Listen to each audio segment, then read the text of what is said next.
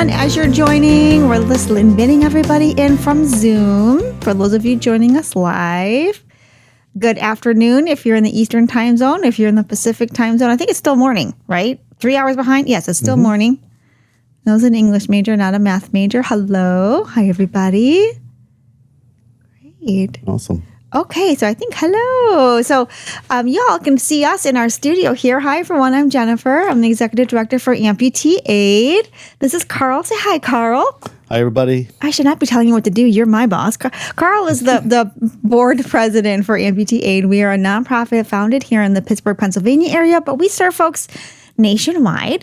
And this is our weekly webinar, Life Amplified. So thank you for joining us. For those of you who are joining us live, and we might see some other people pop in. If you have the benefit of sitting where we are in our studio, you could see all of your smiling faces on Zoom. Yeah. We can see you, okay? And so what that means for us is as we're chatting, if you want to share, don't hesitate to speak up, unmute yourself, wave your hand, use the emojis that are on the Zoom options. Type into the comments if you want. Nick is behind the screen with us. So is Angie, who works for Amputee Aid. We'll try to get to those comments, but you don't just have to type. You can share live if you would like. And for those of you who are watching our recording, which, Carl, we do record our webinars. We send out the recordings by Friday every week, and we post them to YouTube. So if you're watching the recording, hi to you too. And please consider joining us live one Wednesday at 2 o'clock Eastern time on Zoom so that we could chat with you too. So, Carl, Life Amplified is a weekly webinar that we do that's supposed to be engaging, right? Correct. Yes. If you've been with us for the long haul, it's been us talking. But we love to see all of you in here as well, and we'd like this to be a conversation. Carl, you founded Amputee Aid, and one of our goals is to create a community, right? Yeah. That is community-led. Right. Tell us a little bit about why you founded Amputee Aid, and then we're going to continue our conversation from last week. But I think it's important to set the tone about the spirit of Amputee Aid being a community and a collective. Yeah, just trying to pull resources so that anybody in the amputee community could get those resources or have access to those resources. And then also we like to help provide financial assistance to people that need prosthetic devices, whether it be adaptive equipment or actual prosthetic care. Yeah, exactly. And so what that means for us is this is a community-led organization. We are here to serve the amputee community, limb loss and limb difference community. And that also means this is a community-led conversation. We really strongly believe in leading from within rather than top down. So I'm certainly not going to tell you what you all should do or know. Carl, as an amputee, can share a lot of insight, but we're not here to dictate what you do. We're here to learn and harvest and grow together. And for those of you joining us live, you have the ability to share your insight and wisdom for folks who aren't able to join us live but are watching the recordings and have questions. So on the topic of questions, last week we had a session on common questions that amputees who are new into this lifestyle either have or might have. And those of you who joined us last week, hello to you. Thank you for coming back. You had a lot to say. So did you, Carl. Yeah. And we said, we didn't get through all the questions. So I brought my mock David Letterman card with the blue notes on it back so I can live day 2 of summoning the inner David Letterman from my childhood. I wasn't technically allowed to watch it, but I also had a TV in my room as a kid. You couldn't stay up that late? Right. That's what my parents said anyway, but nobody knew. When you're the only one on the second floor bedroom, they didn't know, but I did watch a lot of David Letterman. So we're going to try that again. And we continued our questions from last week. So we have more here that we wanted to get into. Now, there are other times that when we do a webinar when we dedicate one topic for the whole hour. Right. And sometimes we'll have special guests. In fact, next week we'll have a special guest and we'll talk the whole hour on one topic. But we didn't want to sacrifice any of these questions, Carl. So I brought them back. Yeah, okay? It's hard to squeeze a lot into that hour. And It is. think it's going to be hard, but you end up running out of time almost every single time. And we ended on a whopper of a question, which was relationships and intimacy. Yes, that's a lot. And we are going to have a podcast with a relationship expert. Oh, awesome. I'm trying to get an intimacy expert too. I don't know. Anybody but me. I don't care who it is. I don't know what all the rules are, but you're the board president, so you can tell me if that's allowed or not. Whatever it takes. Just. Whatever. Okay. All right. So that will be an ongoing conversation that we'll talk more specifically about. But I wanted to pick up on that topic with one of the questions that we had from last week that's a little bit different, but still in the vein of relationships. So I'm going to pose the question to you, Carl, to kick us off. And then I would love to hear from anyone who's attending, whether you're comfortable answering live or if you want to share your comments, we'll read them as we go. Okay. Yeah, that'd be great. So as with last week, these are questions that we received from followers on social media, as well as current clients and folks in the community that support us that they thought were either questions that it'd be helpful to talk about or that they actually had. Okay. So this one was from a follower on social media who shared a story about a conversation with his friend. He said, "My friend was complaining about losing a toe, and I was really upset and argued with him because I had lost my leg. How do I not get upset at my friend and let that interfere with our relationship?" That's a great question. How do you don't want to compare traumas, but it's hard to not be upset when you're the one without a leg, like you, Carl, and someone's complaining about losing a toe. Yeah, I'm assuming you probably feel like you're a one-upper, like, oh, you just lost your toe. I lost a whole leg or something. But it seems a little insensitive that his friend would even bring that up. I think I would just kept it to myself or found a different audience maybe. But I don't know if they were close friends. I could see throwing that back at him like, hey, you'll be fine. It's just a toe. But maybe that was just an opportunity. He came to him really to talk about it because it was bothering him. He thought he could help make light of it or help him walk through it easier, because he dealt with a whole leg versus a toe. Maybe just give it a minute to make sure the guy's just not a lunatic trying to ruin your day.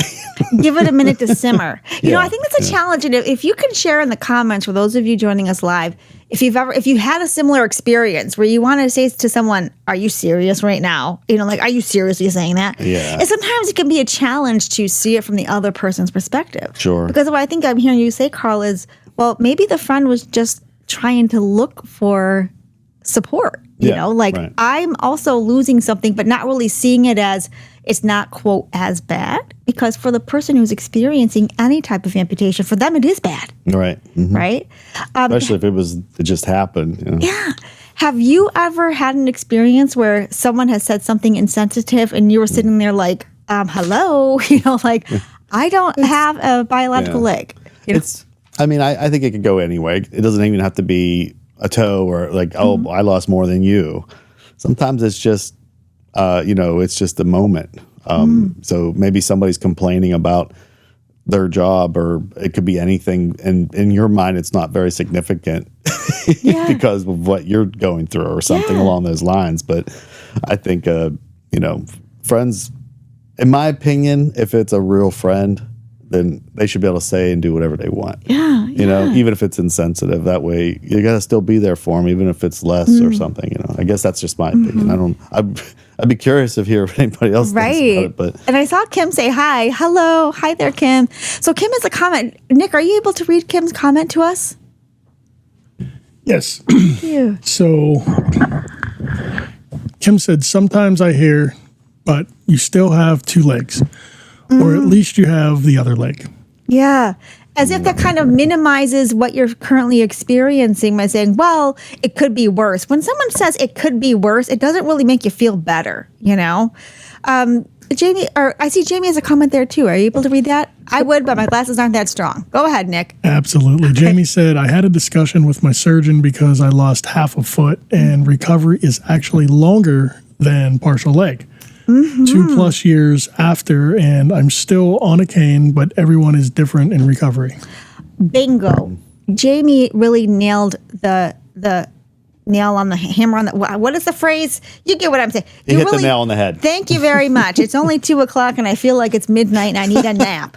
I missed my Monster nap. Or something. Right? Where's my Monster energy drink? Tea. Right. So, or my tea from Aruba Island bowl is downstairs. There you go. If you've watched a prior webinar, we talked about our partners downstairs. Wonderful place to get drinks and snacks. Yep. But anyway, that is exactly right. So when someone says something like, that might be offensive to you, at least it could be worse, or I have this, but I'm one-upping you.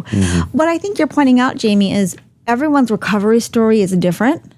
And we don't want to assume either way, just because you don't have as, quote, much of an amputation doesn't make it any easier. And sometimes it's hard to fight your own inclination to be offended, right? Yeah, I think that's really what Jamie's bringing up. This is my plug for therapy. Yeah, okay, great. Yeah, there you go. So, we don't want to assume anyone's recovery story. In the nonprofit field, that means we want to be person first. We want to lead from within. We want to hear what the client says and serve their needs as opposed to assuming. Yeah. But in relationship, just like everybody's relationship, you never want to assume what someone's experiencing, right? Yeah.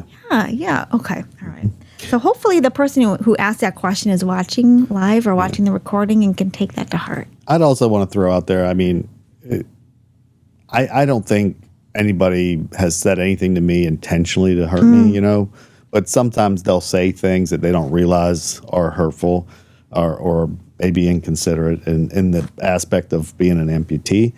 But I just don't say anything. I just, I hear it, and I'm sure that everybody knows what I'm talking about. It's you hear something, it sounded insensitive, but you just let it go.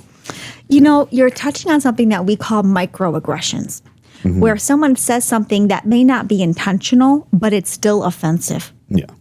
And we talked about that a few webinars ago about humor and imagery and how somebody might say something that's offensive, but they may not realize it's offensive. Have any of you who are watching us live, have you ever experienced a microaggression, someone saying or doing something that's offensive? And yes or no. And if you have, if you'd be willing to share how you dealt with it. Did you ignore it or did you speak up? Nick, I saw you looking at us. Did we have more comments? Yes, Christy had a comment. Great. Let's hear from Christy. And hi, Christy.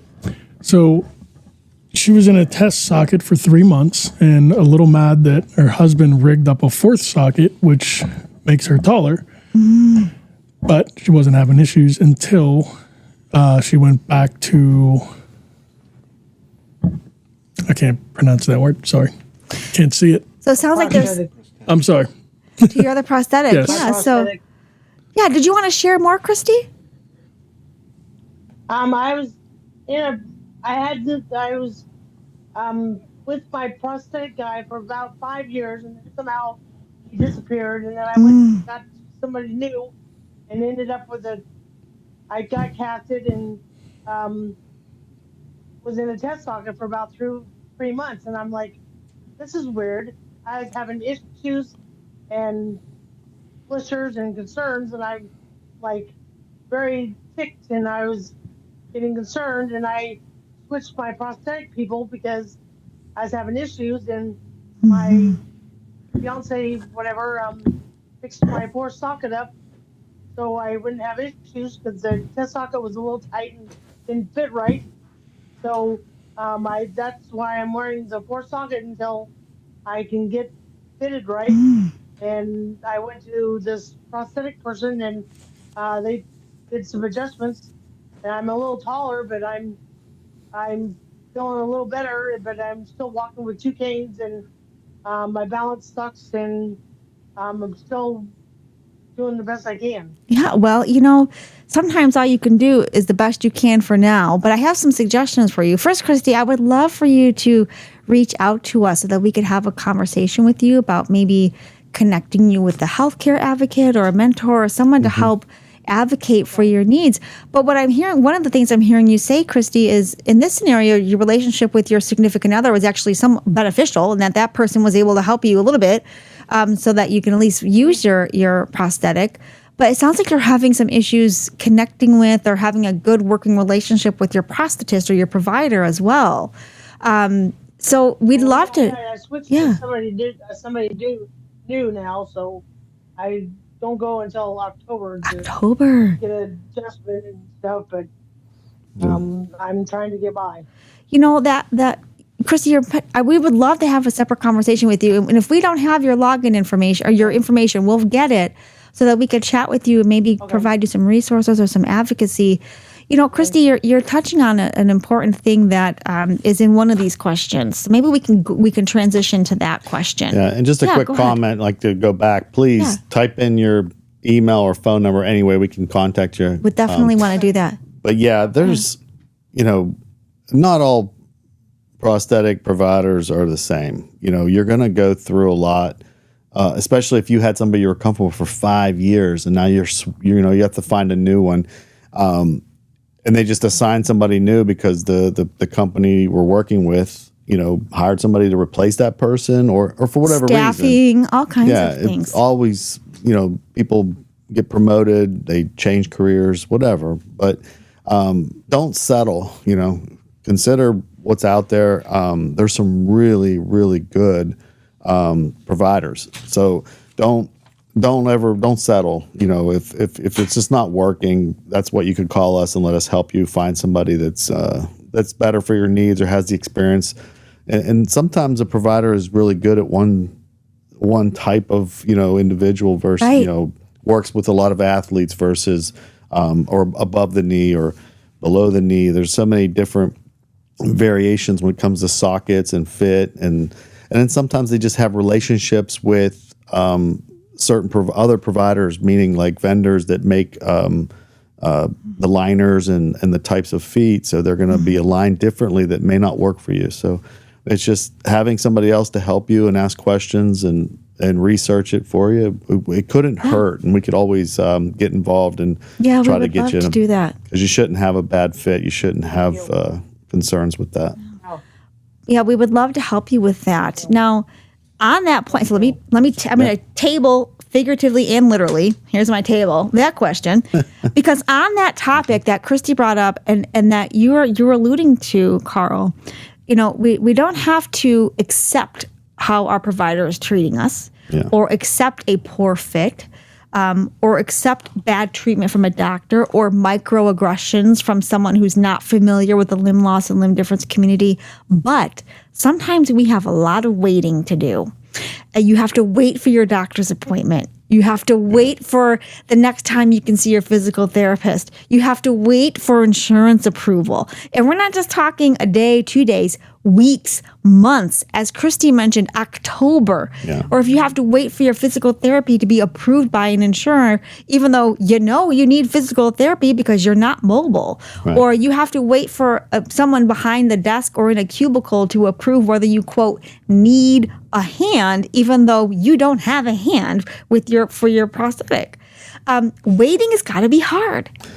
Talk to us about that. The concept of waiting and how you deal with the fact that waiting is part of this lifestyle.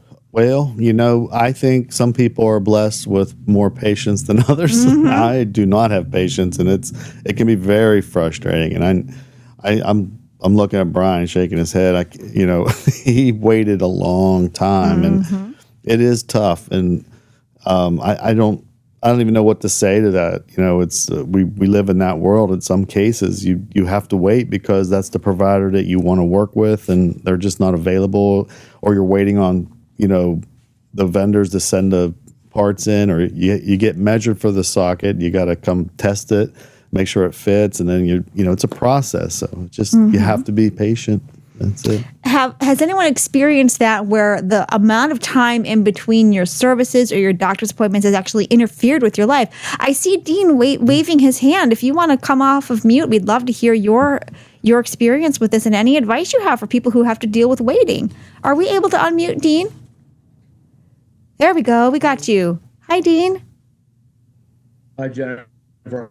Hi, Carl. Good afternoon, everybody. No, my waiting periods and all the mental and emotional toll that it's taken on me, you know, over a period of time, I've become accustomed to it, and it's easier to handle.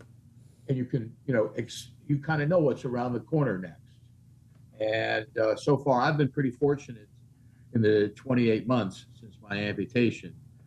I actually spoke with somebody this morning about that, but I've been pretty fortunate where everything's gone through, but again, there's big gaps of time between when I finish something and when I can start back up again, whether it's at the prosthetic end of things, and I'm due for a new second prosthetic, and that's going to be a waiting game, and just want to break out of the starting gates with that, or something like finishing up physical therapy at, you know, a fitness center where I'm being supervised. and weeks can go by before I start back up to that again. So just keeping myself busy and sort of understanding it now, two plus years into this, doesn't make the waiting any easier, but I'm able to just put it all in perspective and figure this is going to be my new normal, like you guys have mentioned in previous shows.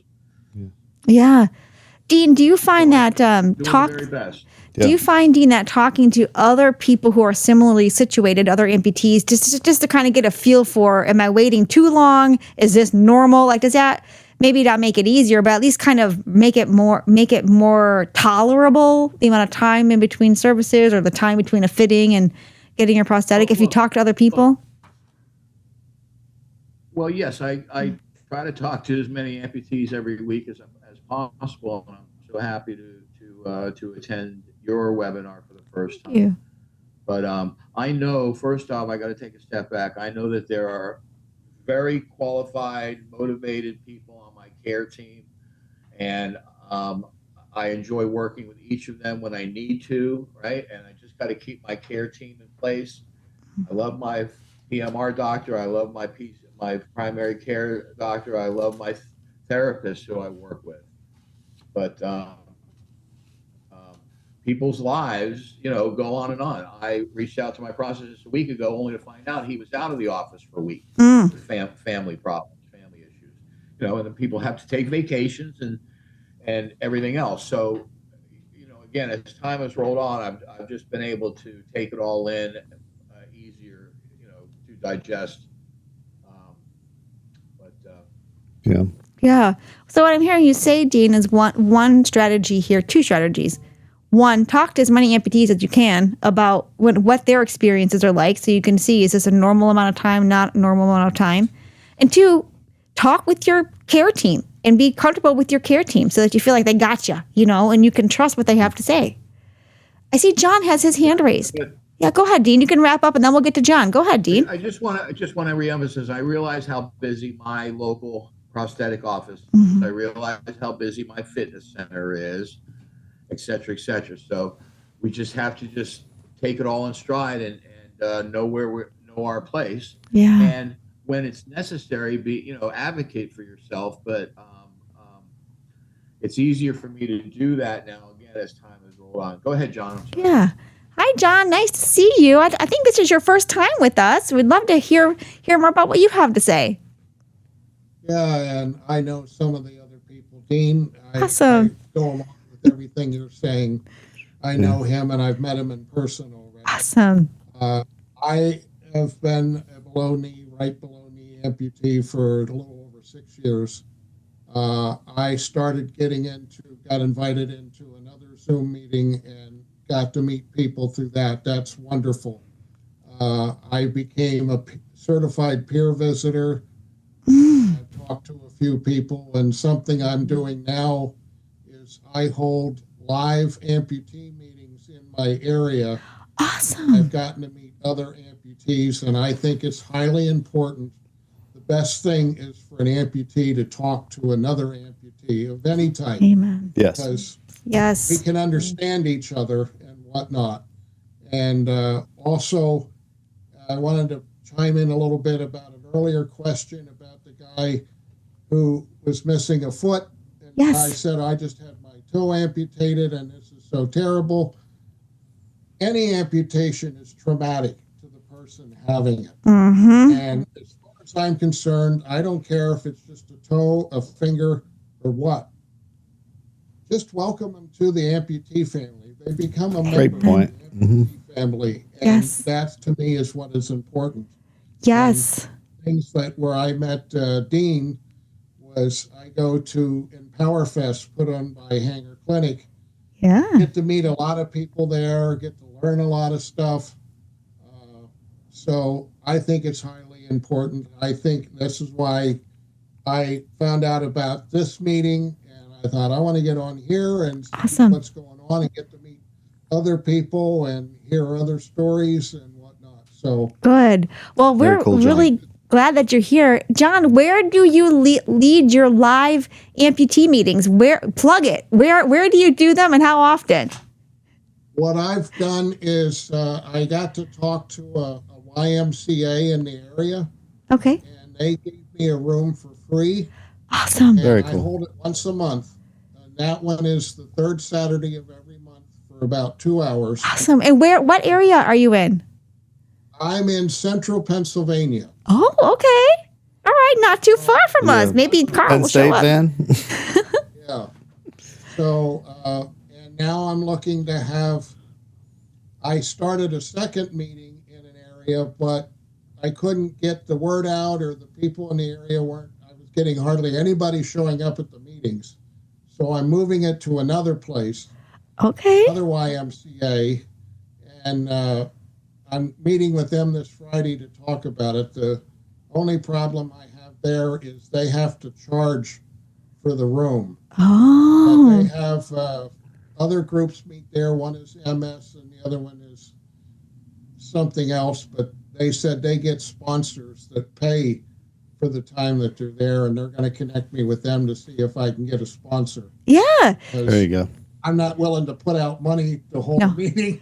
You can only be, as giving of your time, and it's hard to give your time and your money. John, since you're in Pennsylvania and we are in Pennsylvania, I would like to connect with you. I would like to promote your group and see how we might be able to connect. I'm a grant writer by trade, so looking for sponsors is my specialty. Put your information in the chat for us so that we can continue talking. And can I also say, and then I see Gregory's got his hand up, so I want to hear from him too.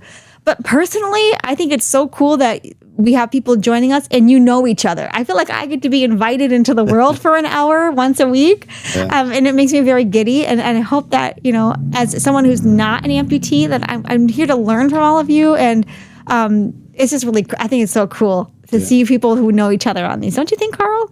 Yeah, it is pretty cool. I think it's growing every week too, which is getting it really exciting. And it's a big honor to have you here. As most of you know, we're the new kids on the block, so to speak. So we are, although Carl's been very generous with his time and money for many, many years, Amputee Aid is a newer nonprofit, a 501c3 for just over a year now. So I have 26 years of nonprofit experience. I love the work that we do, but it's nice to see people who are accepting us as a newer organization too. So thank you for that. Let's hear from Gregory, and then we're going to go to another similar question. Can you hear me? Yes, sir. What have you got to say? Okay. It's name man. I go by name. And it's okay. Know quite a not quite some of the people on here as well. Other Zoomings and other events. And it is, and I think myself is highly imperative that us as amputees get to meet each other in other places and to participate in many forums and talks and things in order to navigate this journey that we're going through. And I'm mentioning that I do know some of the people on this particular also like to extend, since you didn't mind us plugging the Zoom meeting, also like to extend invitations to amputees to two of the other groups, Facebook groups that I'm a member of. And one of them actually does have a meeting on Sunday and Mondays as well. Once you join the group, you'll get information to those links. The first group is Amputees Preparing Amputees for Life. This is a group. Go in the join. You'll present with the list of. Yeah, we're having a little bit of issue with your audio. Yeah, your audio is off. I think what we're hearing you say is, the groups are helpful, but also the Facebook groups, and there's two in particular that you attend regularly. If you don't mind, maybe get to a spot where we can hear you a little bit better, and we'll continue that, or put it right in the chat, because we want to share the groups that you think are the most beneficial. Some people are probably already aware of them who are on this, but for those who are watching the recording, we want to make sure that we can share with them those resources that you're sharing with us. Yeah, sorry, man, Gregory. It was really hard to hear you. Okay. Well, they know who I am. There you go. Now we can. Yeah. And I remember you from I'm glad to see you back on because last week you were part of our relationship discussion and it was very entertaining. So I'm glad that you're here again. We didn't scare you away. Yep. Yes. And I just want to do that amputee empowerment, it's the body image and social group. If you go up there, again, click the join link and it's all empowerment. There's a join link. Relationship. Yeah. Yes, body relationship, body image, and relationships. You'll have to go back and read once again. You mistakenly got denied on that, but everyone here is an amputee, right? That's what I'm assuming. You know, there are some people who are supporters like me, but the majority of folks who are attending our webinar are amputees or have limb difference, yes. Okay. Because, they'll get vetted through the process. I just do in particular as Jamie because his request was there, but it got inadvertently declined. But I just wanted to make that. So the first group was amputees, preparing amputees for life. Amputees for life. Okay. Put it in the chat for us so that we make sure we get it. Okay. And then we'll, and I saw Kim said that she would send us her list. So thank you for that. Put in, and we'll share these resources with our recording too, because I think just to kind of wrap up on this question, then we're going to go to another one, which is more specific, what I'm hearing is talking with fellow amputees, talking with your care providers, getting a good team around you, and discussing whether the wait time is normal or abnormal. Those are all important things. You don't want to get all up in your head, right? But you still want to have the conversation. Yeah, and to throw one more thing out there for the support advocates that are on this webinar, family members and whatnot. When somebody's scheduled for a fitting or they're going in to get their prosthetic and they come home without it, it's make sure you understand what just happened. So you waited, you're excited, you're finally going in and you think this is the day. And then you have to make a decision when you get there. Something went wrong. It didn't fit right. It's too tight. It doesn't work, or they have to do further adjustments. So you have to leave without the leg and you got to wait another week, we'll say. It can be extremely devastating. It can be very upsetting. Just have that understanding that, you went in there pretty excited. This is like the highlight of your, getting this new leg, and then something went wrong. Yeah. And sometimes the amputee makes a decision because he doesn't want to wait to take the leg anyway. And it sounds like, I think Christy went through that with, she picked up a leg that wasn't 100%, but it was better than not having a leg. Yeah. So it's tough when you have to make those kind of decisions. And I just want to put that out there, from an advocacy standpoint, from a support standpoint, it can be very upsetting. I'm glad that you mentioned that, Carl, because speaking from someone who is my perspective as a supporter, I'm thinking about when my grandmother decided that she did not want prosthetic legs. And I had to resist the urge to say, you should. The big fat word should, right? You should, whether it's you should get them or you shouldn't feel bad about waiting or you should have just taken the other leg. We are in no position to tell you all what you should and should not do. So although I'm glad that you're saying for those of us supporters, be mindful of how hard that can be for an amputee to wait. For all the supporters coming from another supporter, do not ever say should.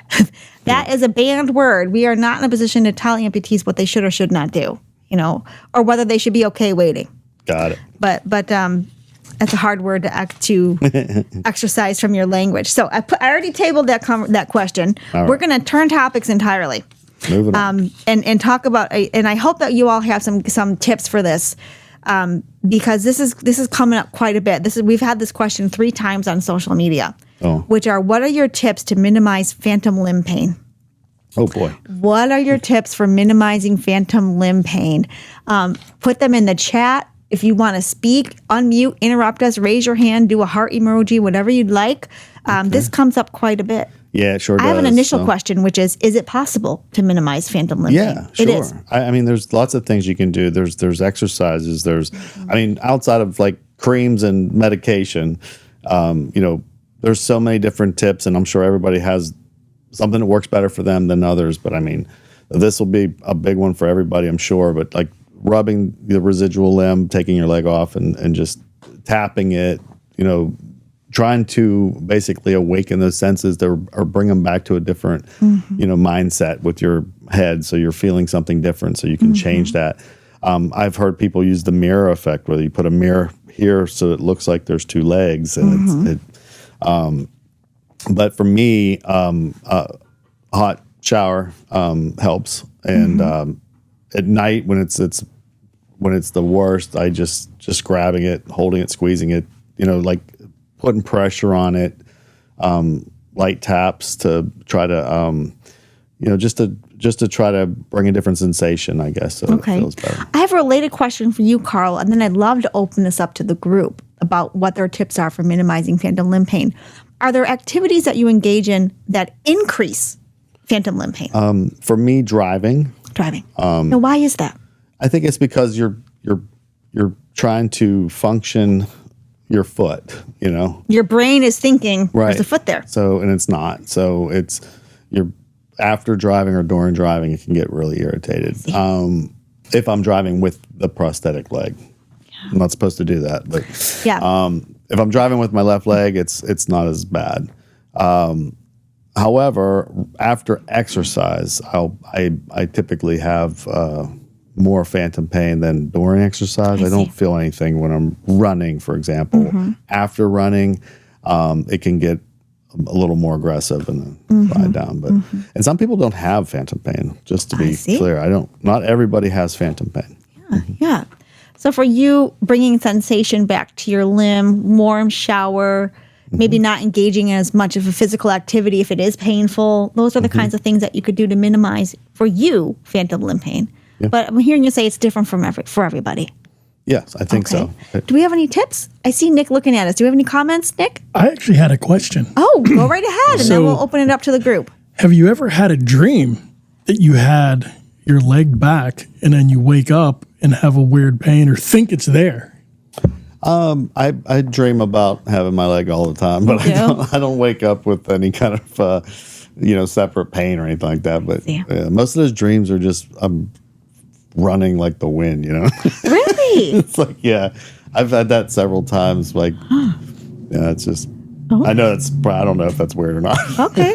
We might need to do a podcast with like a dream expert to kind of decipher all of our dreams. Does anyone have any tips for folks who are experiencing phantom limb pain, things that they can try or do to minimize that pain? Any questions or comments? And by the way, we see, thank you, Van Gregory, for putting in the groups that you had mentioned. They are in the chat for those of you watching us live. We will share them in the recording as well so that you can see those groups that you're recommending would be helpful for amputees. Awesome. Thank you so much. Thank you so much for doing that. Anyone have any tips or comments that you'd like to share about phantom limb pain, whether you experience it or don't, activities that cause it to get worse, or how to address it? Christy said that she sometimes get phantom pain in her left leg at her knee because of surgery last year, and it twitches at night.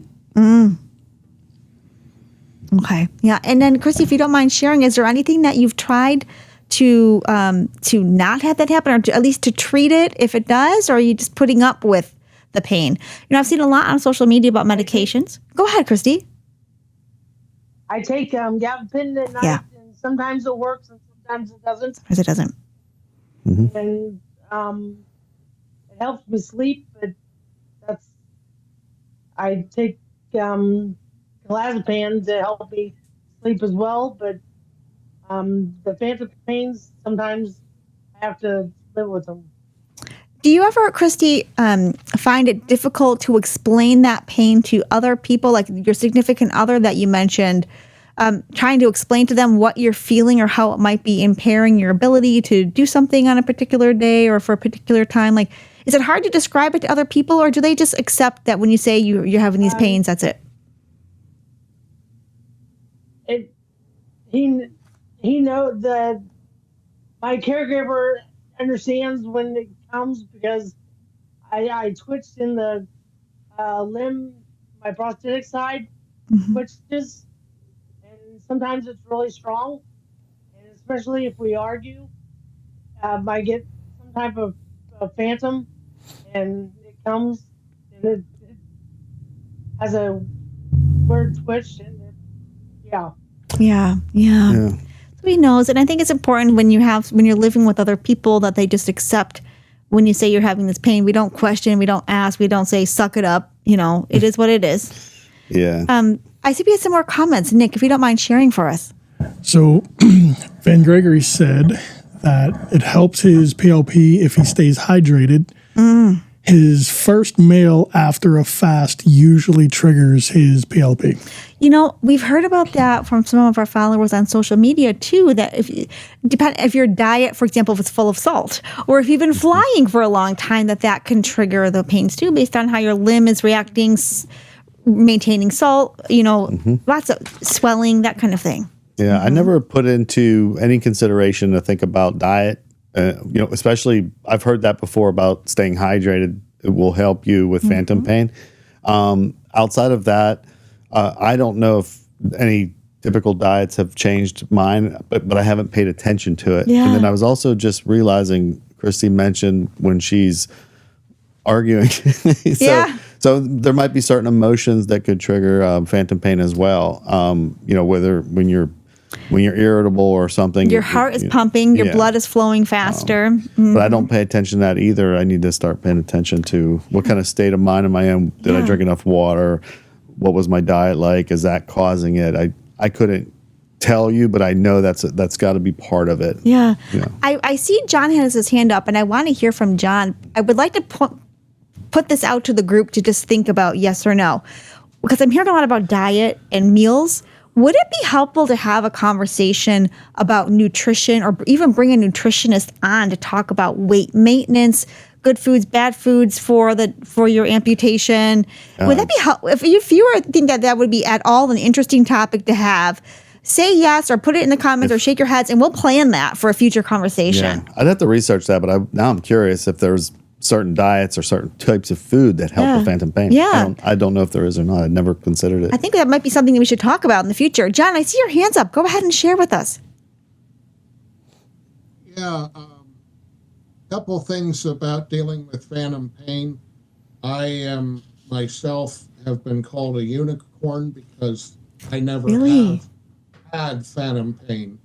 Okay. And woman from Cozy Talks, if anybody's heard of that. Yes. Florida. She was on a meeting, Zoom meeting I was on, and she called me a unicorn because I don't have phantom pain. But there's a lot of medications that I've understood that help some people. Some it works for, some it doesn't.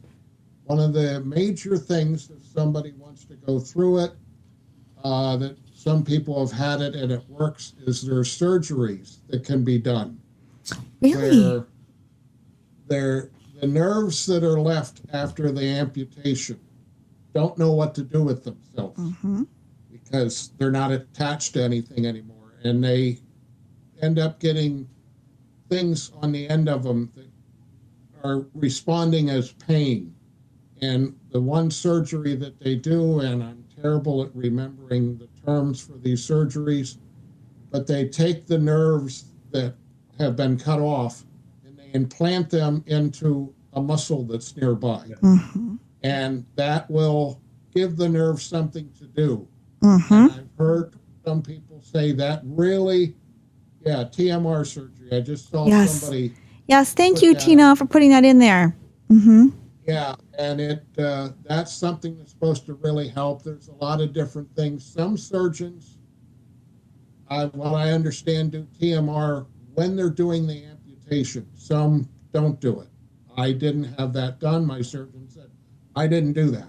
How you got lucky enough to not have phantom pain, you're lucky. So it's something that some people deal with, and there's a lot of different ways. Other people use mirror therapy. Right, as you mentioned, Carl. Yeah. Mirror between your legs if it's a lower limb, and make your brain think, I see a leg where the one isn't anymore. Yes. And the brain recalculates and then says, okay, we're good. We're good. So there's a lot of different things that people play. People use a lot of different things, electronics. So there's a lot of ways to deal with phantom pain. Yeah. And Carl, you have a surgery coming up, and I think you talked a little bit about not full TMR, but there might be something that's been done for your surgery to help with this as well. Is that true? Yeah. While they're in there, they have the opportunity to do that. They kind of walked me through it, but I don't know the specifics either, John. So I think it is what you're talking about, where they implant them into the muscles and they clean trim them again. So they'll cut them again and then re-implant them, and it's supposed to help, but it's hard because if they go in there and they can tell if it's warmer or something. That he was trying to give me some insight on that, but I don't know specifically. But he won't know until he goes in if he's able to do something to just help me with that. But the actual osseointegration surgery itself also helps because you're having a direct connection, so you feel the vibrations. So it's less. It's a lot easier for your brain to understand what's going on. But a fun exercise. So anybody in the amputee community will enjoy this. And if you know, but everybody wants to know, which side is your appendix on? Does anybody know? Can you, is it on your left? Is it on your right? Is it here? Is it here? I don't know. Where is your appendix? Is it over here? So the whole point of this conversation is your brain knows where it's at. It's just not, it's not going to tell you. Yeah. You never need an anatomy book to figure this out if you don't know, because you're in the medical field. But if you know where it's at, it's simple. It's your brain knows exactly where it's at. It's just not telling you. Right. So understand that concept is what phantom pain really is. It's your brain doing what it does. Yeah. And people like me I'm not smart enough to fool my brain into thinking that the leg is gone. So it's just it still thinks it's there. So those waves are still communicating. And we were talking about earlier about microaggressions. Like people think phantom pain's not real. It is very real. It's very distracting. So it's when it's at its worst, it can be extremely distracting. It's hard to focus, and so it's real. And it can be really bad, or it can just be annoying. But when it's not there. John, God bless you. I wish I was a unicorn like John. Carl, I think another banned word for us supporters is the word just, to say it's just phantom pain. Yeah. No. It's pain. It's real. It's very real. So I'm not in a position to tell you what it is or isn't, or if it's just to minimize it. It's still pain. That's right. And what I'm hearing you say, what I'm hearing all of you say is, yes, there are certain strategies that you can do. Diet, paying attention to what you're eating, your physical activity, adding sensation, warm shower, looking into surgery or medication options with the advice of your doctor. But I'm also hearing you all say this is also for many people other than unicorns like John, it is a part of your life. Yes. And we as supporters need to be aware of that and sympathetic to that, kind of like Christy's partner is. Yeah. Correct. We have some more comments in there. Is that right, Nick? Let's see. They were talking back and forth. Oh, everyone's talking back and forth. I saw Van Gregory mention whether we'd want to speak anytime. Absolutely yes. The answer is a resounding yes. If you'd like us to help with something or speak about something, please contact us, or we'll reach out to you, and we'd love to do that. Yeah. And so it's an ongoing topic, and I think Carl would like to revisit this after your surgery. For those of you who are newer to us and don't know, Carl is scheduled for osseointegration surgery. We've talked about it in prior webinars and podcasts, and it's this Friday. Yeah. We're leaving tomorrow. Heading up there, and I don't have a time yet, but it is Friday for sure. It's scheduled it out. So I probably won't be here live for next week's webinar, but I will call in and give everybody an update so you'll know what's going on. I'll talk about it, and I'll have some more insight and things to talk about, I'm sure. Right. And the week after next week's webinar. Yes. And by the way, we are hosting our webinar next week, and our own lovely Kim, who's present here today, is our special guest. Hi, Kim. So she will be talking with me, and we're going to have an entire session on language. Okay. Awesome. What to say, what not to say, ways of thinking about your relationships, and so there's a whole thing here, and she's much smarter about it than I am as a professional blogger and article writer. But that's going to be our topic, and if we can have you join and call in, give us an update on your surgery, That would be amazing. So all of you come back so you can hear your one and only Kim also chatting. And then the week after that, we're going to have a deep dive into how your surgery went and what the recovery process is like. Yeah, awesome. I'm looking forward to the surgery, and I'm really looking forward to sharing it. I'm not going to hold back. I'll make sure I document as much as I can so I can share it with you guys. Yes. And Kim, I'm so excited. I'll log on early so I can hear you guys next week. That sounds really cool. We have a lot to learn. We have a lot to learn from Kim. So I'm going to table that question. And in the time that we have left, because I knew this was going to happen, I have a ton more here. So we'll have to maybe in a couple weeks revisit and maybe gather some more questions. Sure. But in the time that we have left, I wanted to combine a few. Go for it. And get some insight from you, Carl, and then everyone here too. So we had questions about clothing. One is, are there prosthetic for folks who are leg amputees? Are there shoes that are good or bad for your prosthetic? And related to that, any advice on amputee-friendly clothing? Okay. So amputee-friendly clothing, what you like, what you don't like. And then also for individuals who are leg amputees, shoes that are good, bad, or just a hard no, don't ever wear them. So those are the topics we'll talk about. You can unmute, you can put comments in, and then as per usual, we're going to kick it off with you, Carl. Yeah, I'd love to dive into this. So shorts are great.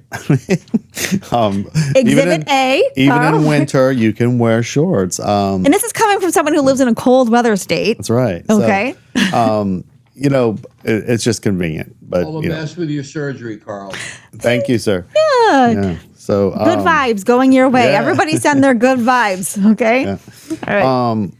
But pants, are great too. I'm not, you're going to be a little limited depending on your type of prosthetic as far as how skinny jeans, if you will. But I'm no fashion expert, so ladies, if you got something to say, by all means jump in. But as far as clothing goes, you should be able to pretty much wear whatever you want. And honestly, it's the same thing with shoes. You're going to have to adjust a lot more, especially for you ladies if you're wanting to wear heels. It's possible. You just have to have the right adjustment on your leg, basically. And that's something that you would talk to your prosthetist about, right? Yes. Which is if you and this is probably not a question for you unless you want to tell me that you wear heels. And I don't know your personal life, but I feel like you don't wear high heels like me. No. Okay. I could be wrong. Yeah. Sparkly stilettos. But they do make you gotta a foot talk that to them. does, that's pointing down. Yeah. So that you can wear actually heels. wear the right heel with So that shoe. ask. So So I think that's what we're saying is you have to ask. Yes. It's not goofy, although I'm making light of it to add some humor to this. It's not a bad question to ask your provider. No. Right? I mean, if I had to say what's the ideal shoe, it's going to be a very much a walking shoe. Running shoes work well with most prosthetic providers are going to set it to have a slight heel lift that is if you're in an athletic shoe. Yeah. That's a very normal, basic, let's start off like this kind of thing. But the truth is, running shoes, walking shoes, these New Balance shoes are nice and they're comfortable, but sometimes you want to dress up. Sometimes you want to have a little more flair in what you're wearing, and that's okay. There's still options for you. I know me personally, I can wear a dress shoe and my gait is going to be off a little bit because I'm set to wear more of a walking shoe with a higher heel. And most of my dress shoes don't have that bigger heel or that arch. They're very flat soled. So it is a little, a little wonky, but I can still do it. And after maybe an hour of wearing that shoe, you won't even notice. I change my gait a little bit and I get used to it. But some people have been an amputee long enough that they know how to make slight adjustments, and they could do that on their own. They don't need their prosthetic provider to do it for them. So there's other options to do that, but you shouldn't. You should find a way. There is a way. There's no shoe you can't wear. Boots are tough. I bet. Because you're trying to put a shoe into a boot. But I will say I personally made a decision because of efficiency. When I first got my prosthetic, they give you a foot that's the same size as your other foot, right? Right. Very so normal. Buy two pair of shoes. But when you're putting your shoe on, you can move your toes. You can, you can maneuver your foot into the shoe. You might have to use a bullhorn or something. Maybe you don't. But when you're trying to put a shoe on your prosthetic, it can be very difficult. They can be super tight, but there's no flex in that foot. It's basically just a hard rubber sole, and you're trying to put it into a shoe after you put a sock on it or something, and it can be difficult to get that new shoe on. Some shoes are tighter, some shoes don't have, you can unlace them, taste them back up. I actually went in and sized down my prosthetic foot. So it was easier to put my shoes on and off and change out shoes. So if I'm working out and I want to put on a different pair of shoes, it's not that hard. I can quickly change them out. So that's just a little tip for you guys. Yeah, and if your provider isn't asking you these kinds of questions, these are the topics that you'd come to your fittings prepared to talk about, which is what types of shoes are you most likely to wear? Because Carl, one thing I wonder is if you are adjusting your gait too often, that can really affect other parts of your body. Yes, your absolutely. shoulders, your back, your pelvis. And so you want to be candid about the type of shoe you're most likely to wear. And if it's going to oscillate between two radically different styles of shoes, that might be a time to talk about getting another type of foot if you're going to make adjustments, or another prosthetic leg to accommodate those different styles. Am I right? Am I right, everybody? I saw some head shaking. Yes. Okay. Yeah, you get it, and you can get, when you change out like that a lot, you're right. Your hips could be off. You get hip pointers. You get some maybe nerve pain in the upper hips, and because you're off canter, you're walking a little more one-sided instead of the other side. So it can cause other problems that you don't want, unwarranted problems that you don't need. But paying attention and understanding your prosthetic device and how you can manage to do that is something to consider for sure. Sure. And I saw Kim had a comment or a suggestion for clothing or shoes as well. Is that right? Spoony threads. Threads. Okay. All right. Boots for winter are tough to find to fit. Yeah, good point, Kim. That can be a real challenge, and sometimes adjusting the foot is needed. Or, you can get those tracks that you put on your regular shoes so you can walk in the snow. You can get those on QVC. I'll hook you up. They're not hard. But when you don't have the ability to use shoes, getting those extra treads are important too. Yeah. Cowboy boots, I think, are almost out.